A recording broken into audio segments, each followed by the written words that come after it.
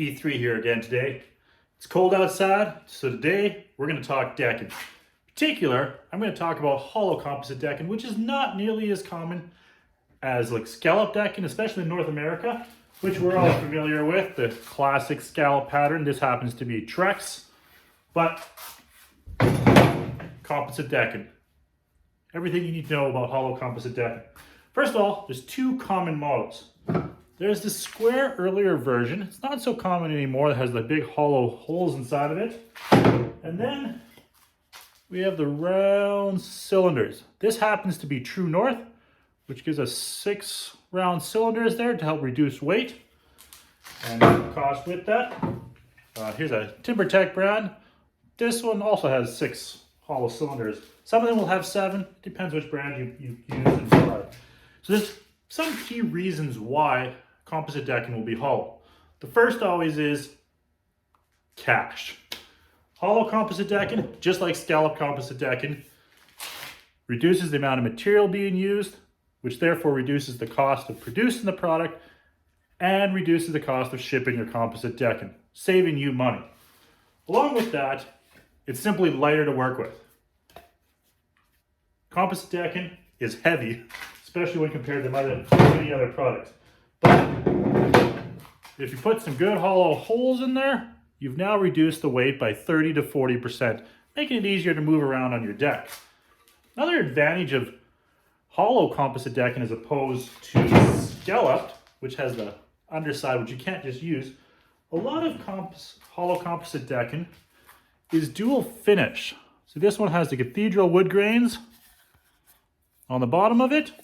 You flip it over and it has those smooth brush finish, allowing you to either decide which way you want to finish your deck. Some brands, like TruNorth, don't really give you any choice between the two. They're both finished with a cathedral finish, but the advantage of that is, if you happen to mark one side of the board here, you can just unscrew it, flip it over, you're good to go. Nobody knows the difference. Now, there's some debate of whether or not composite decking that is hollow is more stable, and just that there's less material expanding and contraction, which is always a problem with composite decking. Some people claim it. I wouldn't bet the bank on it, but it possibly would make a more stable decking for you. So along with that is the hollow cylinders inside there make it more rigid. Just like I-joists, when they're reinforced, the hollow there create a more rigid pattern. Again, yeah, I wouldn't bet the bank on it. But that being said, almost all decking sold in Canada and the United States is designed to be installed 16 inches on center. Some would recommend 12 inches on center, especially your PVC boards. But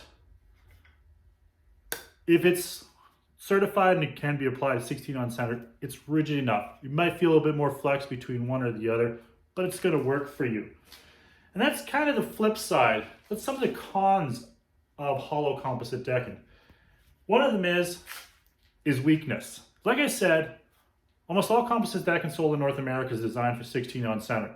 So they're all roughly strong enough, similar. They'll have different levels of flex within them, but they're roughly about the same.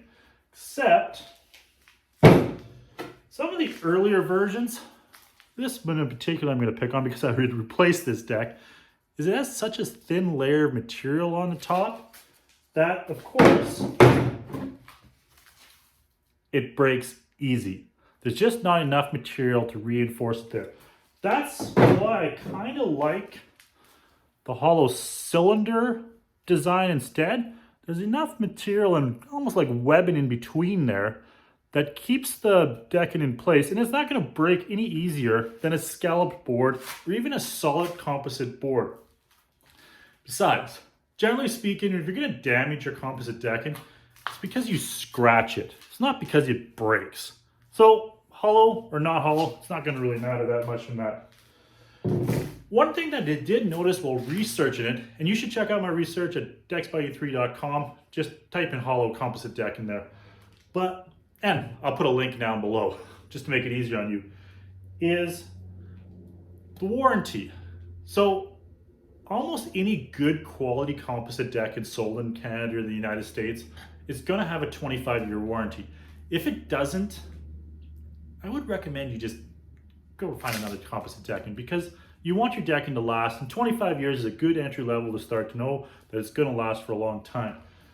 But almost all the composite decking that I researched that's hollow only comes with a 25-year warranty or shorter.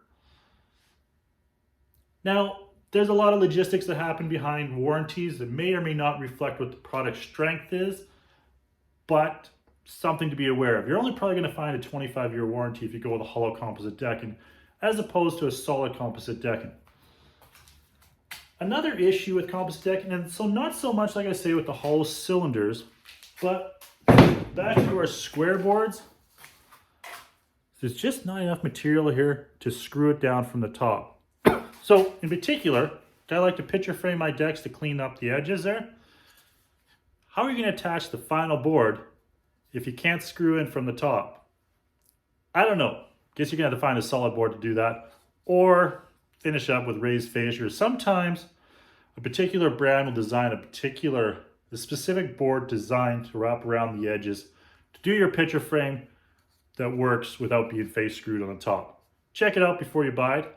And whatever composite decking you choose, solid, hollow, or scalloped, please enjoy your deck.